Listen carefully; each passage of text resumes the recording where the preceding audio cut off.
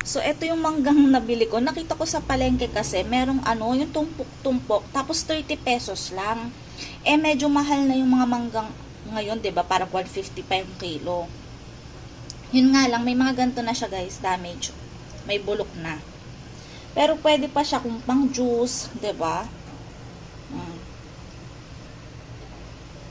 30 pesos lang. 4 na piraso yan, guys. Ayan, may ganito na, oh.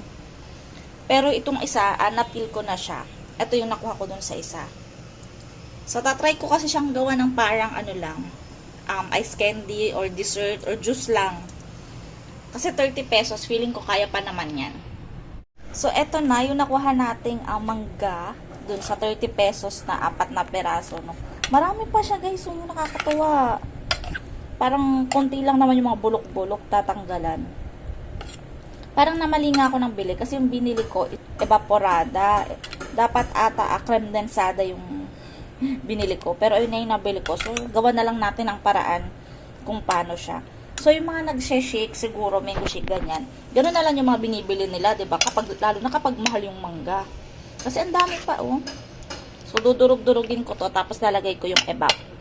Try natin kung anong kakalabasan.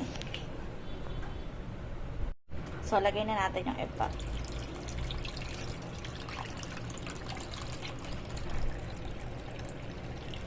Dahil pala na.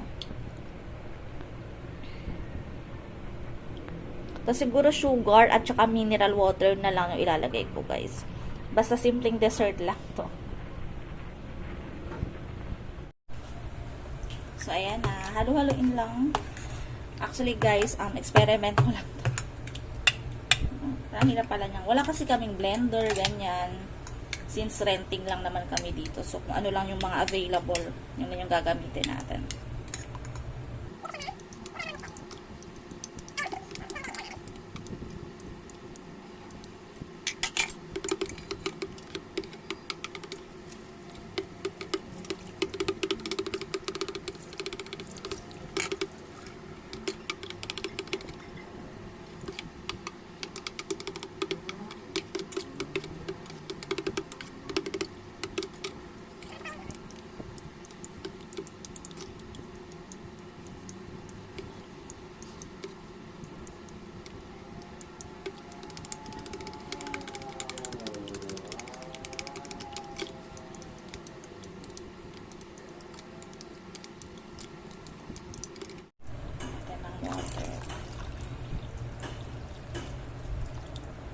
So, pwede na itong iserve with ano, diba? Gan lang ng yelo. May mango juice ka na.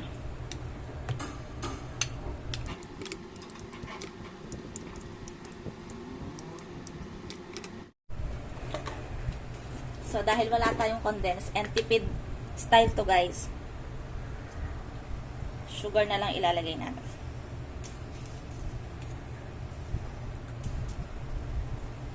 So, tansya-tansya na lang kung saan nyo makukuha yung tamang sweetness. So, haluin lang natin.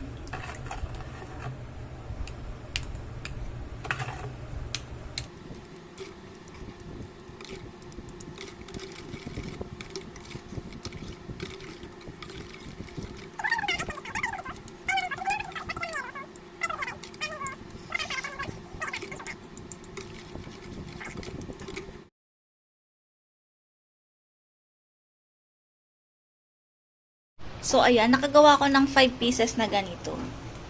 Pwede naman siyang lagyan na lang ng yelo, tapos saka mo inumin, 'di ba? Parang juice. Pero ako i-freezer ko siya.